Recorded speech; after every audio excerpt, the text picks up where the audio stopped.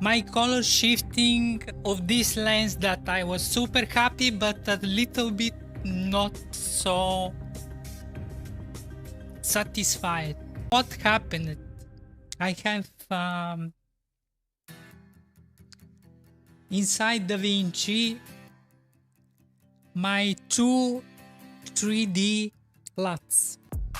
Those were distorting my image because they are influencing, obviously, the one for the viewer, the other for the output of the I/O device. It was against me, but I was just thinking, what could be such a distortion of the color that it's not convincing.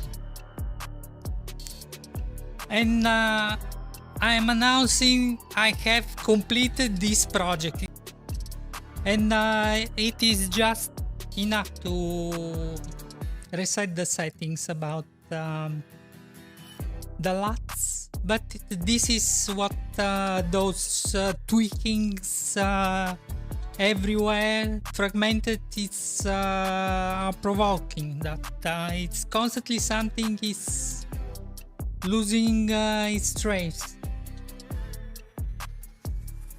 Now the viewer is perfect, the flares is perfect, the color profile is absolutely the same. Success, absolutely success. Super happy.